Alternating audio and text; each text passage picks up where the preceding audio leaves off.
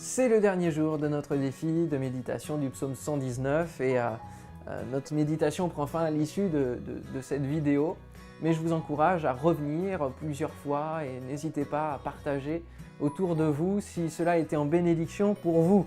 Les vidéos resteront en ligne bien sûr et d'autres actualités sont prévues tout au long de cette année dans le développement du plan Vigie-Parole. Donc soyez attentifs et puis inscrivez-vous aussi à la newsletter sur le site biennourrirsafoi.com. Alors nous lisons la dernière strophe de ce psaume 119, les versets 169 à 176.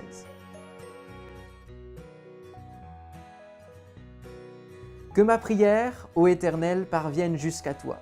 Donne-moi du discernement conformément à ta parole. Que ma supplication parvienne jusqu'à toi. Délivre-moi selon ce que tu as promis. Que la louange jaillisse de mes lèvres, car tu m'enseignes tes ordonnances. Oui, que ma langue célèbre ta parole, tous tes commandements sont justes. Par ta puissance, viens à mon aide, car j'ai choisi de suivre tes prescriptions. Je désire ardemment que tu me sauves, ô Éternel. Ta loi fait mes délices. Oh, que je vive pour te louer, et que tes ordonnances me soient en aide. Je suis errant comme une brebis égarée.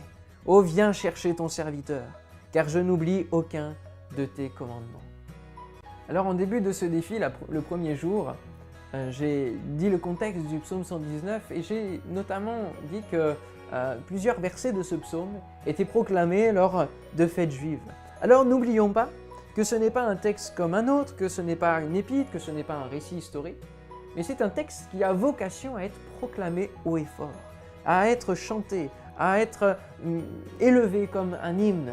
Alors, la lettre qui correspond à cette dernière strophe est la lettre Tav, qui correspond notamment au T, et nous pensons bien sûr à la croix. Et cette croix nous rappelle, notamment ce que j'ai dit hier, que tout le psaume 119 rappelle l'évangile et le cœur de l'évangile, à savoir le salut en Jésus, le salut en Dieu. Ce psaume est donc une marque laissée parce que la lettre Tav, le mot Tav veut dire signe, marque. Et ce psaume est comme une marque laissée pour des générations de la puissance de la vie des Écritures.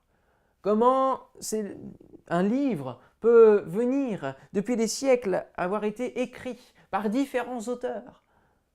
C'est le seul livre qui tient dans les siècles et dans les générations.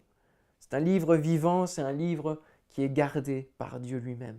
Nous sommes appelés à proclamer haut et fort cette parole à notre société, à notre génération, qui vit dans la période la plus noire complète, que ce soit dans différents domaines, que ce soit la politique, l'économie.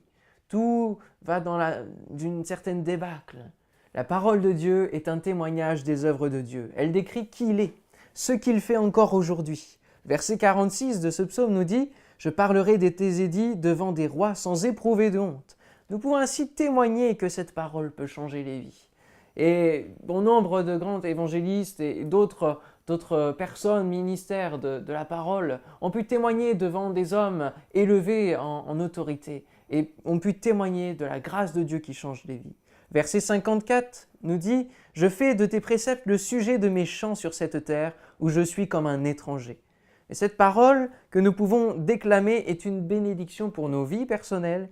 Il y a comme un goût d'éternité et de plénitude ici. Le psalmiste aspire à louer l'Éternel toujours. Oui, que ma langue célèbre ta parole, tous tes commandements sont justes. Oh, que je vive pour te louer. Ce sont les versets 172 et 175. Nous pouvons la proclamer dans notre vie de prière lorsque nous intercédons.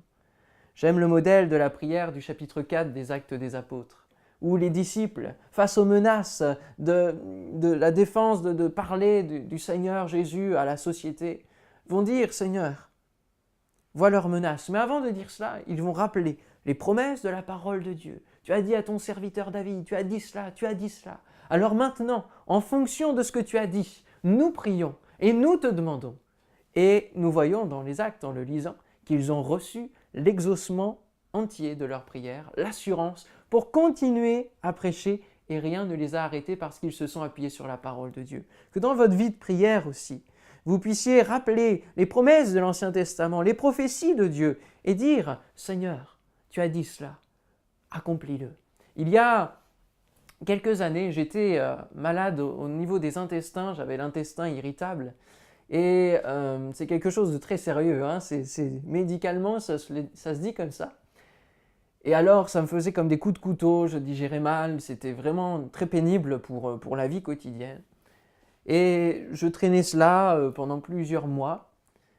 Et à un moment donné, j'en ai eu marre et j'ai commencé à ressentir une nouvelle douleur dans mon lit alors que je commençais à vouloir m'endormir. Et là, j'ai saisi la parole de Dieu. C'est par tes meurtrissures que nous sommes guéris. Alors maintenant, au nom de Jésus, je suis guéri. Instantanément, je n'ai plus eu aucune douleur. Et depuis, le Seigneur a toujours posé sa main et m'a guéri depuis entièrement.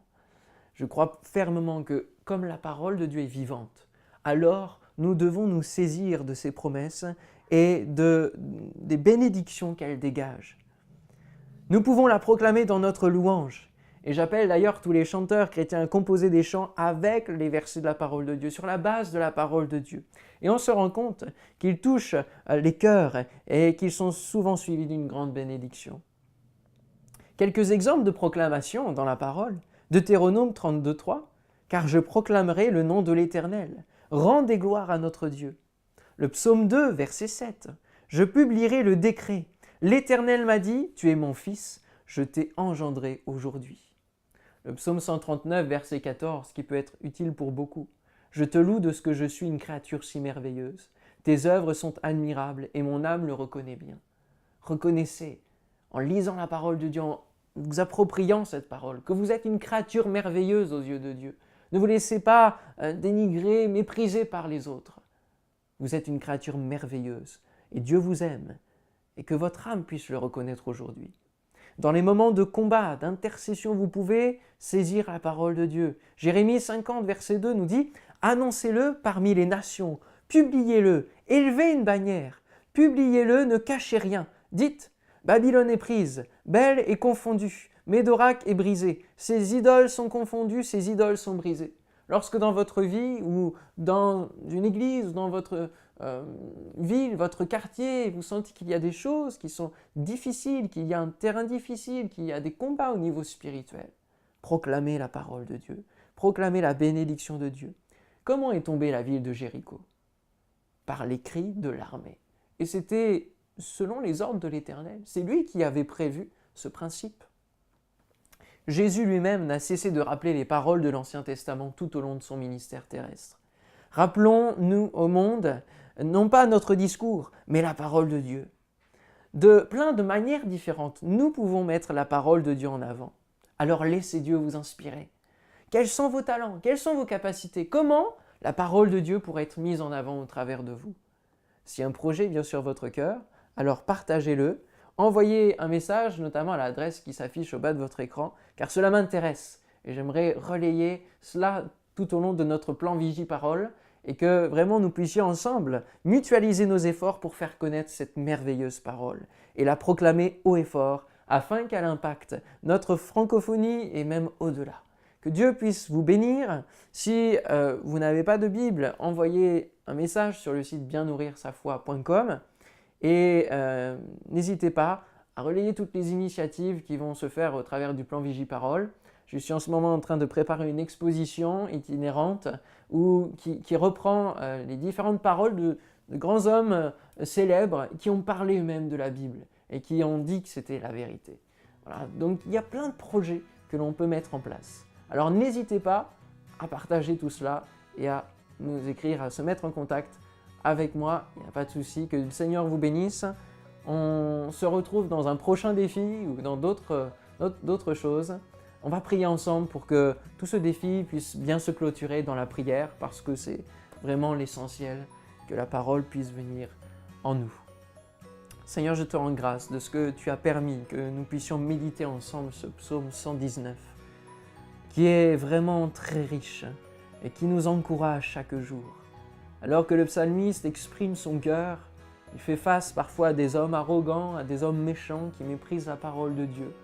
Il est resté jusqu'au bout fidèle, intègre dans tes voies. Seigneur, donne à chacun de nous de rester intègre et fidèle aussi dans ta parole, de la serrer contre notre cœur afin de ne pas pécher contre elle, et Seigneur, d'être éclairé par elle sur le chemin de la vie. Merci mon Dieu de ce que tu bénis chacun de nous, tu bénis Seigneur les cœurs et tu inspires par ton Esprit Saint des initiatives pour proclamer haut et fort. Tu donnes du courage, tu donnes du zèle Seigneur, pour que dans tous nos quartiers, proprement à chacun Seigneur, tu puisses vraiment nous donner des idées pour que la parole de Dieu soit semée dans les cœurs et produise du fruit à la gloire de ton nom. Merci mon Dieu pour toutes choses. Amen. Que Dieu vous bénisse. À bientôt.